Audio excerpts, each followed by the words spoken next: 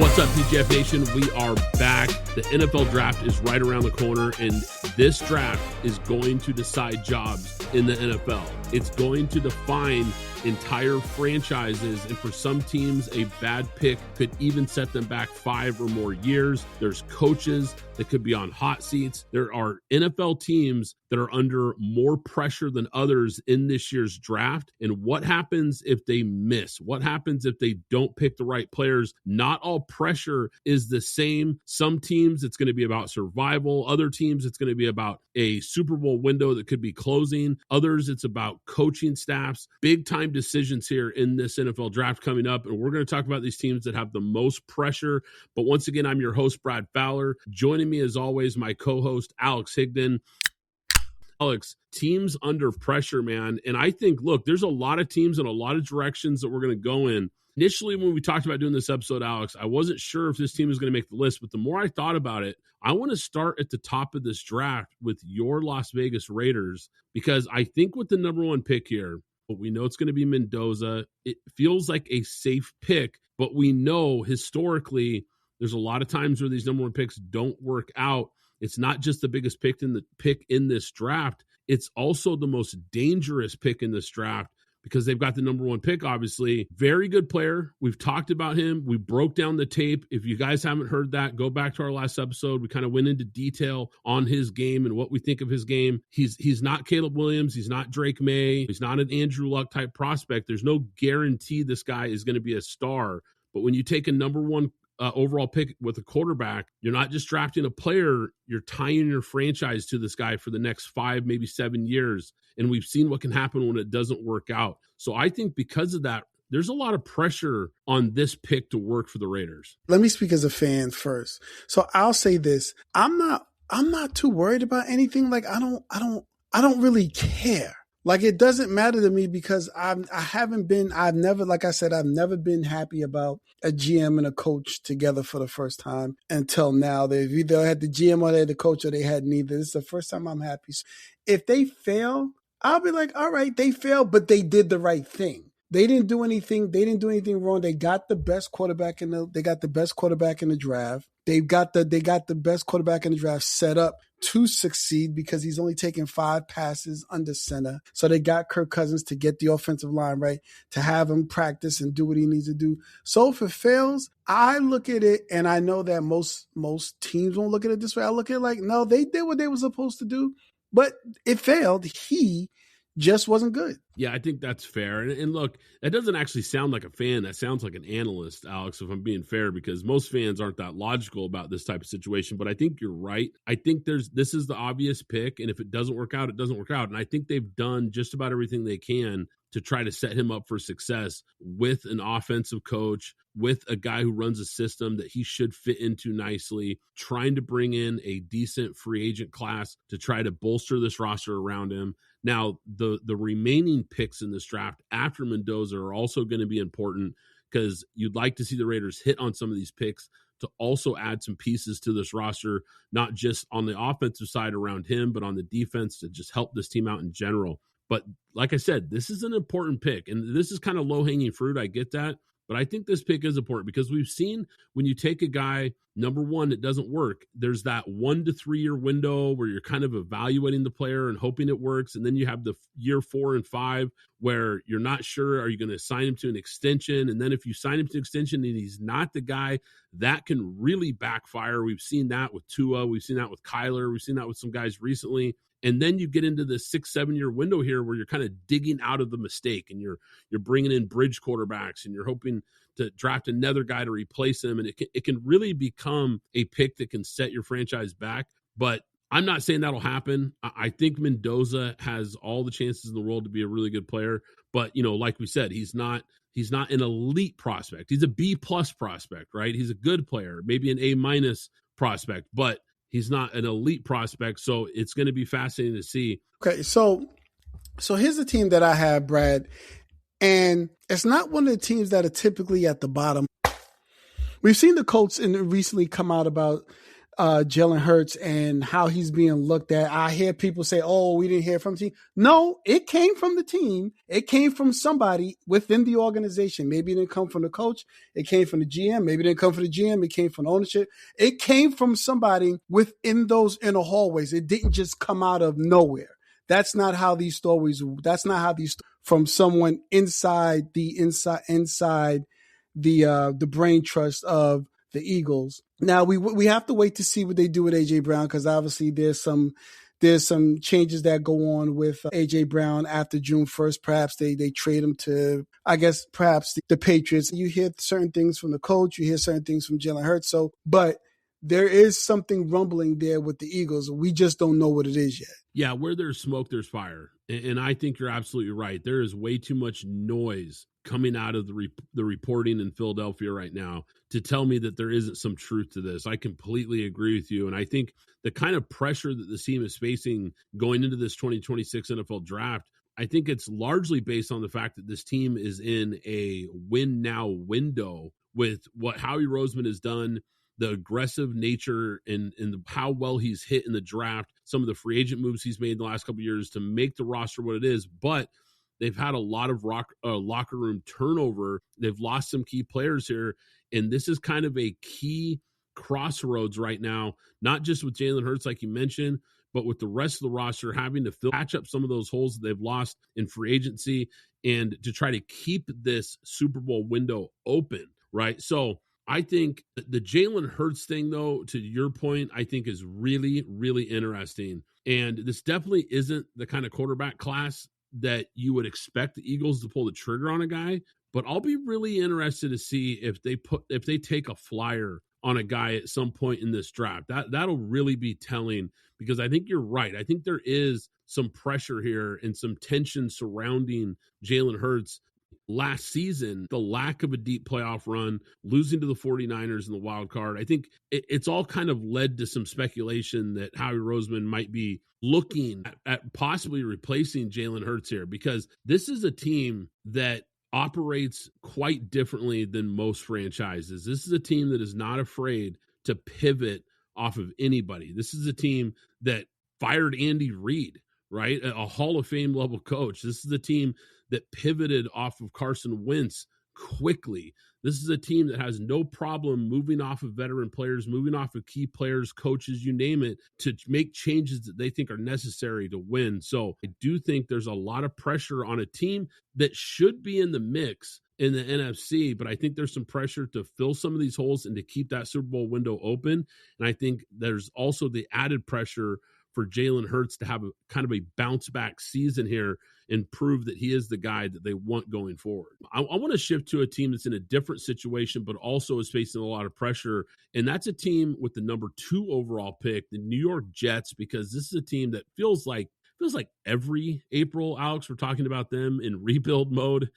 As long as I can remember my entire adult life, at least, we've been talking about the Jets. It feels like as a rebuild team, and here they are again, rebuilding with another new coach, another new regime. But it's a little different right now because this is a team that got aggressive and made some moves to really try to bolster the amount of draft capital that they have at their exposure here. They've got 4 top 50 picks in this draft. So that's a lot of ammunition. You're going to have some chances to really get some really good impact players, guys that can come in and start right away for you.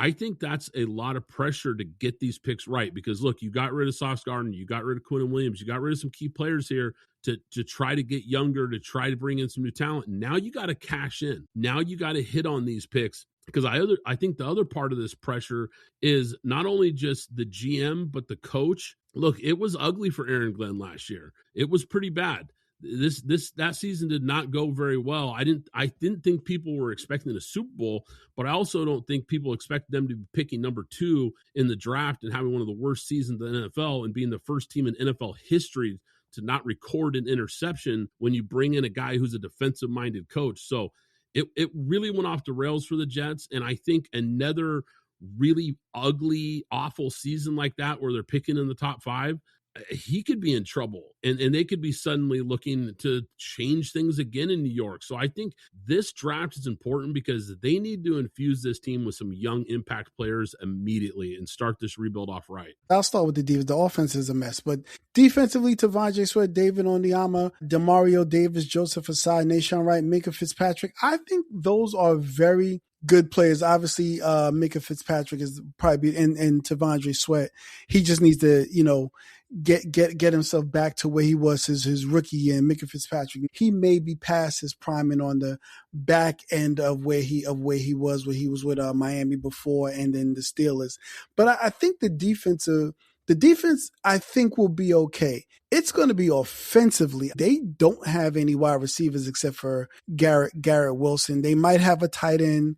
The quarterback, I don't know. And then they do actually have some running backs, and they do have a good offensive line. But A.D. Mitchell, Garrett Wilson, Isaiah Williams, I don't think anybody's trying to pick those, well, with the exception maybe Garrett Wilson, trying to pick those guys up on their fantasy rosters. The offense is what's really going to be interesting here. And Aaron Glenn being a defensive guy, the defense can come in and be lights out. But if the offense fails, I think this will be the end for Aaron Glenn at the end of the season. Yeah, he could be in trouble because here's the thing. You mentioned some veteran guys, but a lot of guys that are past their prime those are bigger names on paper than they are in reality at this point. I don't know how much of an impact any of those guys really make.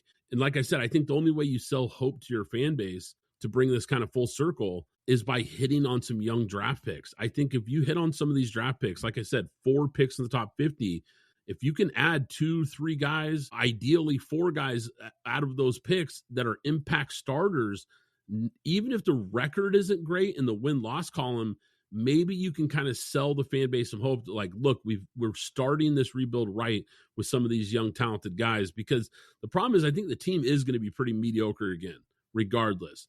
They've got some serious holes. I don't think they're winning many games with Geno Smith under center either, by the way. And you mentioned there's a lack of weapons. The defense has holes. There's just a lot here that needs to be done. Someone's going to get blamed here. And it's going to be really interesting. It's just, does it go completely off the rails? Are they a 3-win team or are they a 6-7-win team that looks hopeful? If they're a 6-7-win team that looks hopeful and they've got young playmakers in this draft, then maybe you keep Aaron Glenn and you say, okay, you know what? We're moving in the right direction. But if they have another season where it's completely off the rails, they might be thinking about pivoting again. So I got another team, and this team has actually been making it to the playoffs, winning games winning a game in the playoff every single year. However, it's the Texans. And more importantly, it's CJ Stroud. Now, I'll be the first to say, everybody knows I do not like Ohio State quarterbacks because none of them have ever been successful, with the exception of CJ Stroud having some success since he's been in the league. Coming to the league, he's made it to the playoffs every single year, and every single year he's won at least one game. However, he personally has gotten worse every single season. Now, what I will say to kind of add context to all of that, well, from their offensive line standpoint, they've flipped their offensive line since the first season they've gotten it, and they've done it again once again this year. Now, what I can say is they did make they traded the left tackle. However, they did have Ariante Irsay that they brought in last year. They brought in Wyatt Taylor, who I believe is a proven guard. They brought in Braden Smith from the Colts, who I believe is a proven tackle. And they re-signed Ed Ingram. So now I can at least say, okay, at least you paid attention to the offensive line. Now I can look at CJ Stroud and say, okay, you have to be better. They got rid of Joe Mixon, but they brought in David Montgomery, and they had Woody Marks from last year. So now with this new offensive line, with Jaden Higgins coming back along with Nico Collins, now I can look and say, okay, you have done some things that CJ Stroud should start to go back up, meaning I'm not saying he's going to be Mahomes, Lamar, any one of these guys. I'm saying, but at least he should be anywhere between 7 to 12 in terms of quarterback ranking the following year, because they have shored up the offensive line. They got him a running back. We know what Woody Marks is, and they have another wide receiver, Jaden Higgins, and we'll wait to see what they do in the draft. But they did add some solidarity to that offensive line. You're right. CJ Stroud, the regression is real. We've seen a dramatic drop-off since that rookie season where he was so lights out. And I think there is a lot of pressure and noise surrounding CJ Stroud right now. His yardage dipped to a career low 217 yards per game last season. We saw that he struggled with turnovers. He struggled with interceptions, especially in the postseason loss to the Patriots where it was really ugly. Now they're really at an interesting crossroads here, Alex, because now the contract becomes an issue where Stroud is now eligible for an extension, and the team has reportedly been planning to exercise the fifth-year option for 2027 rather than signing a massive extension. I think that's the right move, and I think it's signaling to Stroud that, like, hey, this is a big prove-it year. This is a year where, like, we need to see you bounce back and look more like the guy we saw in year one than the guy we've seen in the last 2 years. But I also think it does put some pressure on the GM to add some pieces around him to get him playing at a high level again. So big year for the Texans, big pressure on them in this draft, Alex. Let's talk about the Cincinnati Bengals, because I think this is a team that's under pressure as well, Alex. And I think the pressure falls squarely on Zac Taylor. This is a team that's missed the playoffs 3 straight years. That's not a blip. That's a trend. And what's been the big issue? We know it's been the defense. Worst linebacker play in the league, probably the worst safety play in the league. Now, they made some moves, Boye Mafe, Jonathan Allen, Brian Cook. They made some nice additions. It's not enough to erase the concerns on the defensive side of the ball, though. Linebacker is still a major issue. They've got young DBs that are still unproven. If this team is, let's say, 8-9 again, or just outside of the playoffs, or has an underachieving season again, I think the blame is going to fall squarely on Zac Taylor. And I think because of that, this is an important draft, especially on the defensive side, where they have got to add some more pieces. They need some impact starters in this draft. Yeah, everything to your point would have to be on defense, because you're right. They did get Boye Mafe, Jonathan Allen. They also brought in Brian Cook, and also have Kyle Duggar that they brought in from the Patriots/Steelers. So they've done some things that they haven't done before. And what I mean by that is they brought in some name guys. The moves they've made have just definitely been on defense more than not. But I will say is they need to, and we could just talk about that 7th pick for a minute. They need to go get Caleb Downs, or they need to go get Sonny Styles. I think they're the 10th pick. Oh, I'm sorry, they're the 10th pick, excuse me. They either need to get Sonny Styles or they need to get Caleb Downs. Now, Sonny nor Caleb may be there, so then that would leave them with the DB from LSU. And I don't think that DB is enough. I don't think he's good enough to make a difference. And I don't think the name flashes enough for him to make a difference. Yeah, regardless of who it is, I'm with you. It's got to be an impact guy.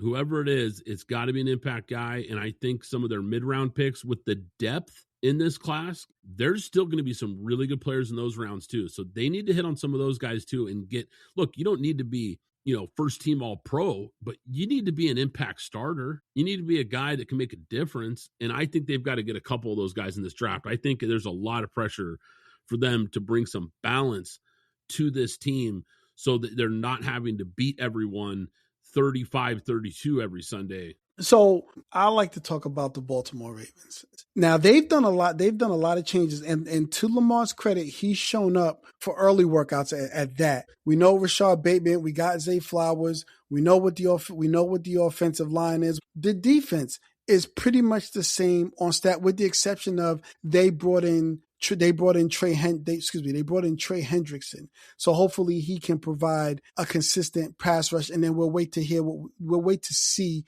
what they bring in about Metabuke. And the Ravens have been drafting well since day one, since they came into the league. They've just hit on every draft pick. They've had hits on every single draft. I think what the problem is, I think part of the problem was John Harbaugh, and then them bringing in a team to go over the third down plays and call certain plays, and whether he wanted to or not. So I think moving on from him, I believe perhaps it was time. However, I think this team is in a crux right now, because they have to think about Lamar's next contract, because he'll be down to 1 year. After this season, he goes down to 1 more year left on that contract. Derrick Henry is basically on the last year of his contract as well. So I think this is the first of the last year before they start to get rid of a lot of these players. So, for instance, I don't believe at the end of this season, if they don't make it or whatever happens, I believe Marlon Humphreys is going. I believe a few people are going. I believe Derrick Henry's going as well. I believe you're going to start to see a few of these people walk away from this team, and they're going to go through. They're going to go down before they come back up. But I think a lot of what's going to happen is, what do they think of Lamar Jackson as a whole? What can they do to help Lamar, or what can Lamar do to help himself? Because at the end of the day, regardless of how we look at these teams, it's always going to come down to the quarterback no matter what. It just is what it is. Whether they're the problem or not, it's going to come down to the quarterback. What do you truly think of Lamar? Because the older he gets, the less he's going to run. Because you got the first 4 years of him running, and it's just going down. It's going down from there.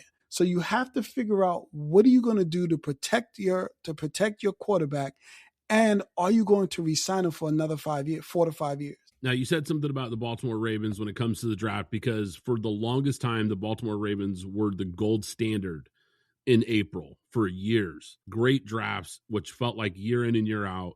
Late round steals, mid round value. They had a clear identity. They would take guys, and you just knew right away, man, that guy feels like a Raven. But it feels, Alex, like that has been slipping a little bit in recent years. And you mentioned it. John Harbaugh's gone. For better or for worse, he's gone. And because of that, I think there's a ton of pressure now on Minter to come in, because Harbaugh didn't get fired because they weren't winning games. They weren't winning enough games. They weren't winning the big games. Yep. They weren't winning enough playoff games. He didn't get fired because he wasn't winning games. He got fired because they weren't getting over the hump. So what does that tell me? There's a ton of pressure on this team, on this quarterback, and on this coach to start winning immediately. This is not a coaching situation where a coach gets hired and it's a rebuild. This isn't a situation where a guy gets hired to a team and he's getting hired onto a team that was bad and fired their coach because they were a bad football team.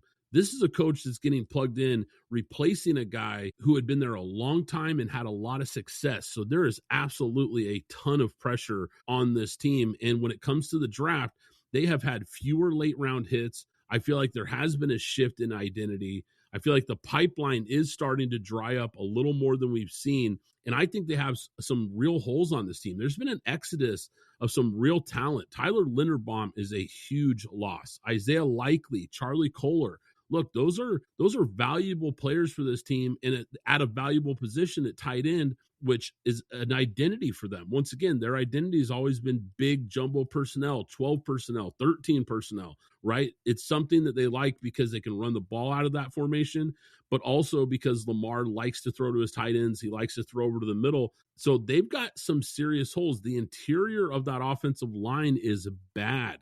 They need guards. They need center. To your point, they could use some help in the secondary. They could use some help in the wide receiver and tight end room. And when I talk about the identity shift, Trey Hendrickson is a good player. Don't get me wrong. But does he feel like a Raven? Because he didn't. Right. He didn't. Now, Max Crosby did.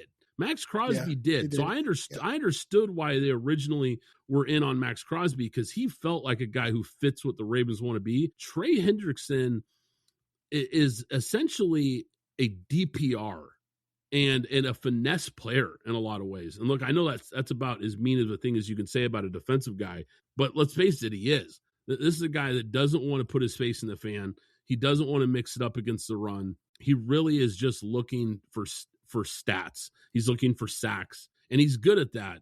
But man, he's not a gritty edge setter. He's not a tough, hard-nosed guy. He's not a complete football player. He just does not feel like a Raven. So I think right now the Ravens are going through an identity shift right now, and they have 8 picks in the first 5 rounds. So this is absolutely an important draft for them, Alex. Quick shout out to our friends at props.cash, the best player prop research tool in the game.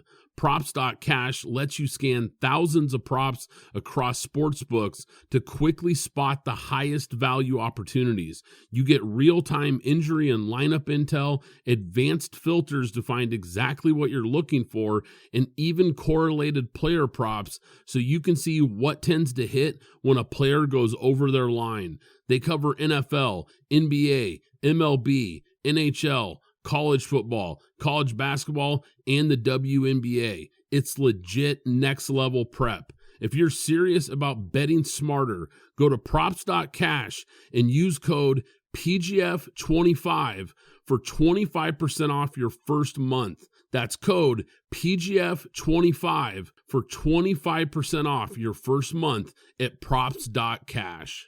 The official ticketing app of Pint Glass Football is now SeatGeek. I can't recommend them enough, guys. I've been using SeatGeek for years. You want to go to a game this season? SeatGeek is here to take the confusion out of buying tickets, making sure you get the best seats at the best prices. With SeatGeek, you'll never have to worry about overpaying for tickets again. How? They put a 0 to 10 score on each ticket, so you know you're getting a good deal. But here's the real game changer. You can get $20 off your first ticket purchase with the code PGFPOD. That's right, $20 off with code PGFPOD. This season, make every game day epic with SeatGeek. Download the SeatGeek app and remember to enter the code PGFPOD to grab your $20 discount. Let me ask you real quick. The Ravens have the 14th pick. Are you going offensive line or do you grab Kenyon Sadiq? So I think it depends on who's there. Obviously, because it's basically, I get what you're saying. It's basically Sadiq, or I would say probably Ione. Right, exactly. Out of Penn State. Right, let's say those two guys are there. Who you draft? The Ravens of old would have been Ione, and they would have ran to the podium. This current regime, I don't know. I don't know. And if you're asking me, on my draft board, I have a slightly higher grade on Ione than I do Sadiq. Now, they're both top 10 prospects on my board. I think they're both fantastic players, and they both make a ton of sense. If you take Sadiq there, I understand it from the standpoint of this. It fills a hole that you desperately need. He's a perfect fit for the type of player you want there to add a weapon to Lamar. It gets you back to your 12 personnel. It replaces the loss of Isaiah Likely. It adds a big playmaker over the middle. It fits everything that you're looking for from that hole. And I think it's easier to find a starting guard in the second, third round. You're not getting a player like Sadiq in the second or third round. And even though this tight end class is deep, the gap between tight end 1 and tight end 2 is huge, in my opinion. It's a deep class, but I think tight end 1 is in a class by himself. Alex, I think the Rams have a lot of pressure in this draft for a couple different reasons, because the Rams are all in. And we've seen this by the way they have acted this offseason, by being aggressive and making moves to trade for Trent McDuffie and some of the players that they've brought in this offseason. Those type of moves tell me that they're pushing their chips into the middle of the table, and it's about winning the Super Bowl right now. Matt Stafford is 38, coming off of an MVP season, but realistically, we know that the clock is ticking fast, and they're picking at 13th. This is really rare air for them to have a pick that high and to have a chance at one of the best players in this draft. You could look at this team and you could almost justify them taking just about anybody, which I think makes them dangerous in this spot. This is a team that chases impact players. They want difference makers. They want guys that can start and play right away. Don't be surprised if they get aggressive with this pick here. I think this is a pick that they feel like needs to kind of push them over the hump to get past Seattle, to get past some of the other top teams and play for that Lombardi next year. So I think there's a lot of pressure on them, especially in the first round, because I think that's the most obvious spot where they can add an impact player that can really push them to the next level. If everything was perfect, they would take Sadiq. But you know what? I think given what's been happening with Puka Nacua, and they're trying to figure it out fast. At number, I believe they have the 13th pick. Yeah, at the number 13th pick, I believe they take Jordan Tyson, or they take one of those wide receivers, Malachi. I don't know whoever's going to be there. They take one of those receivers. I think somewhere in that front office, they're thinking that Puka's not gonna, that he may relapse and that he's a bigger issue than what they may have thought for him coming out. And I think instead of taking Kenyon Sadiq, I think they go and they take another receiver. I think the name that I keep hearing that makes a lot of sense is Mekhi Lemon. I think Mekhi Lemon will be on the board there. There's a good chance that Carnell Tate goes ahead of him. Carnell Tate could possibly go to the Browns or the Commanders. You could see him going to one of these teams, even possibly as early as the Giants, although not likely. But I think there's a handful of teams ahead of them where Carnell Tate makes a lot of sense. Mekhi Lemon, I also think, makes a lot of sense from the play style, and adding him to that offense, I think, would just be a great fit. I think he would be perfect for that offense, and I think you're right. I think there's a lot of question marks around Puka Nacua and his future, and I think it's a little murky, to your point. So I think that does make a lot of sense. However, I also like what you said about Sadiq, because Mekhi Lemon is going to primarily do his damage out of the slot. Kenyon Sadiq is basically going to make his damage out of the slot, right? He's a flex tight end who is a big playmaker over the middle, intermediate, down the seam. He's gonna bring a lot of those same things, but in a bigger package, in a more explosive package. And we've seen a shift from McVay to a guy who's really fallen in love with the tight end position, running a lot of 12 personnel, running a lot of 13 personnel last season. So I wouldn't be totally shocked if they go back to the well here and just look at Sadiq as a guy that's like, look, he's a tight end, but he's also a power slot and a guy that you can really move around like a chess piece. And I think that's really appealing to a guy like McVay. So I actually like your take there, Alex, because here's the thing. I like Mekhi Lemon a lot. You know I do.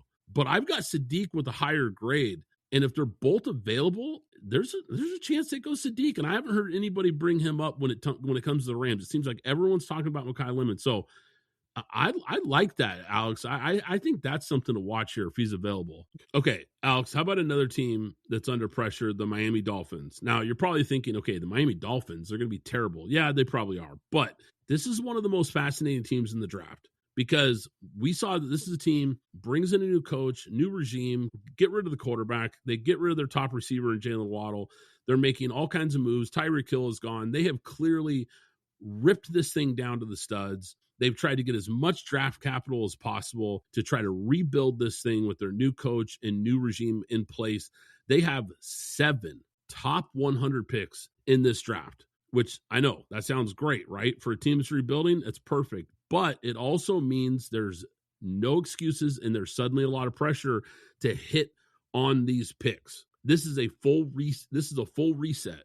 But here's the thing. Historically speaking, teams with this many picks have not cashed in at the level you would expect.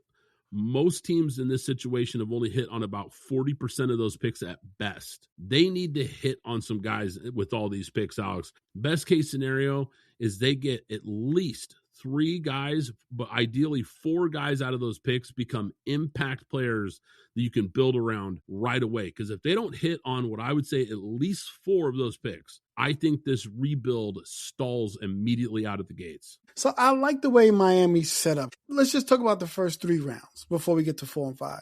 They have 5 picks in the first 3 rounds. 1 in the first, 1 in the second, and then 3 in the third round. In a draft like this, where there's no superstars and there's more starters in the draft, I think having 3 picks in the third round suits them well. And I think they're going to move around in that third. And I think they're going to move around in that third round too, whether it be up or down. But they're going to move around in that third round. And who knows, they may move off of A-Chain prior to the draft, even though they said he's not available.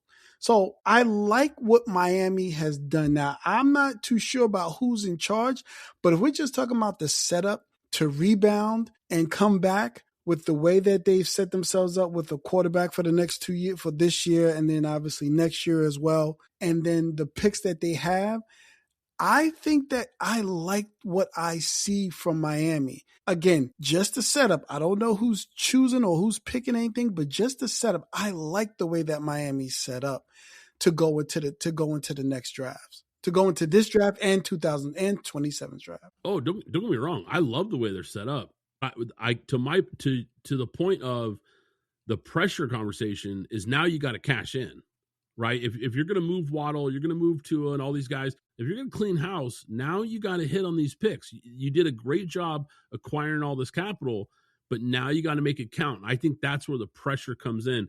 Alex, how about the Pittsburgh Steelers being under pressure? I think the Steelers might be the most quietly pressured team in this entire draft, because on the surface, it might not really feel like it, but if you look closer, they have 12 draft picks. That's the most in the entire league. Normally, that's considered a luxury, but this year, I think it's considered pressure, because when you have that many picks, you don't get to miss. You have to hit on some guys, and I think here's why it matters even more. You're trying to win right now with a 42-year-old Aaron Rodgers.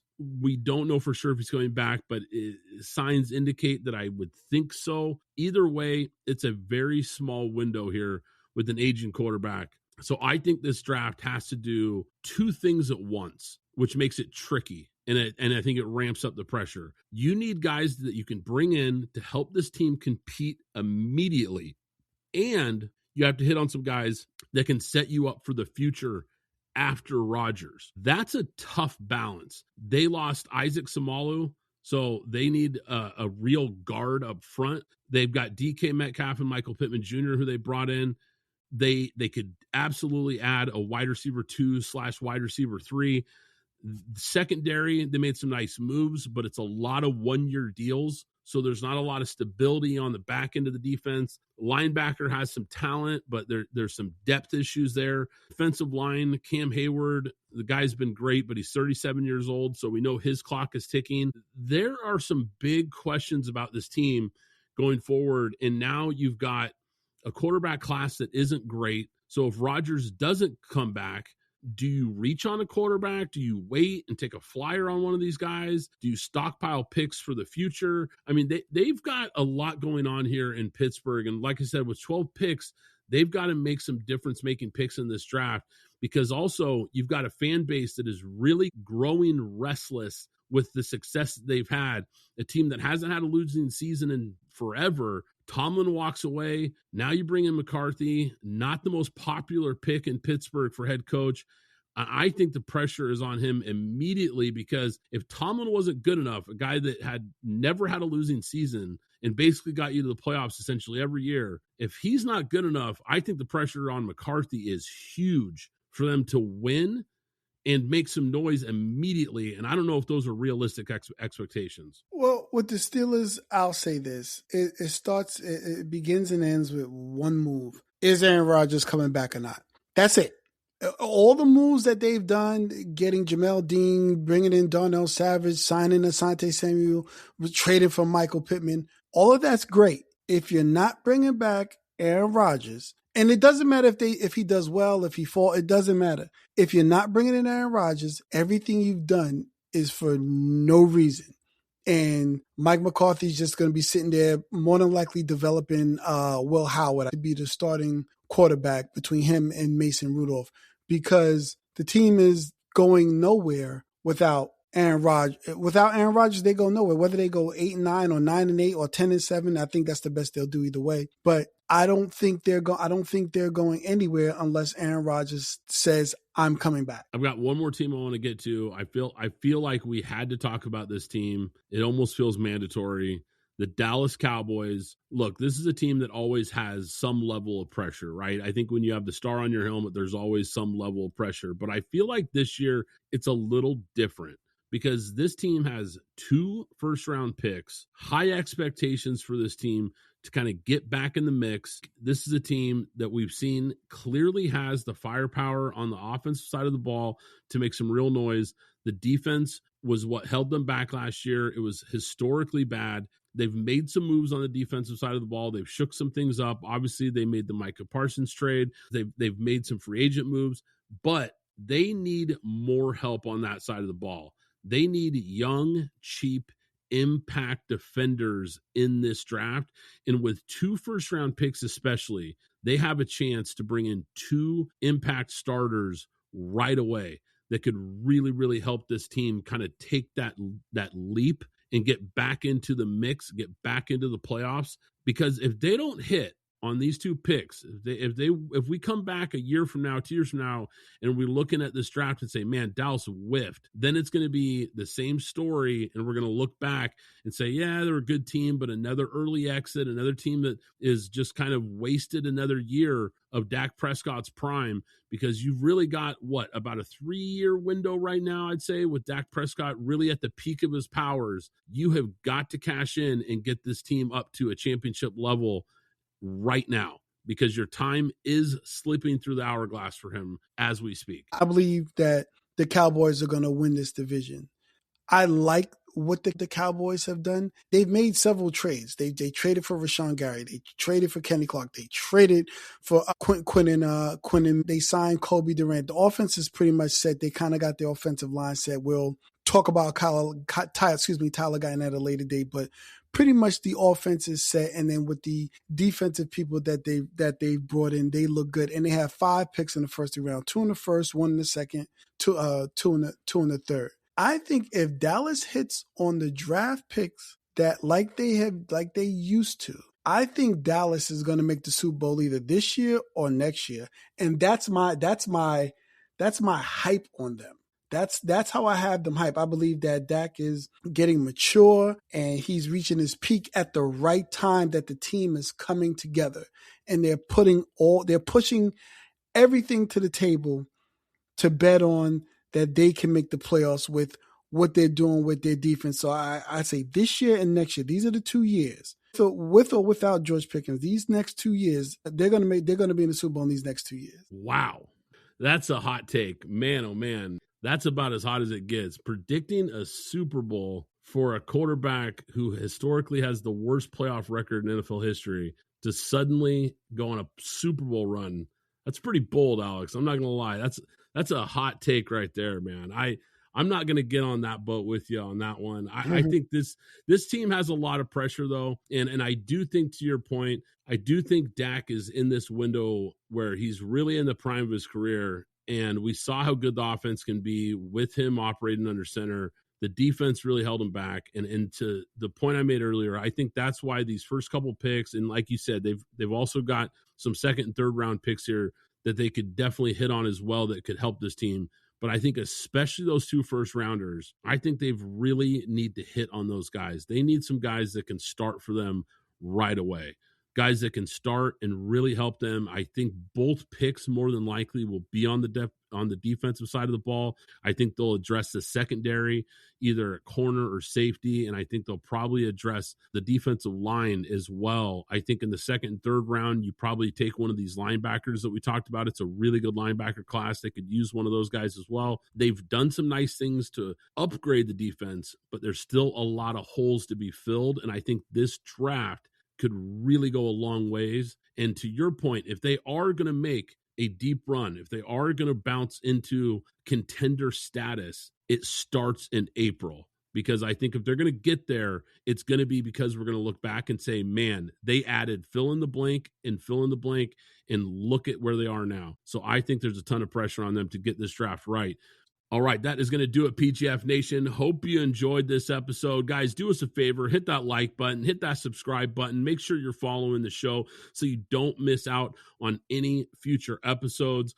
Go to pintglassfootball.com. Sign up for the free newsletter if you haven't already, guys, because we've got exclusive articles, extra content that you can only get at the website and on the newsletter that will be sent to your inbox for free, of course. So sign up there, guys, if you haven't. Go to the YouTube page, all the social media places where you can find us. We're there. Follow, like, retweet, all that good stuff, guys. We appreciate all the support. But once again, I'm Brad Fowler. He's Alex Higdon. This is Pint Glass Football, and we'll catch you next time.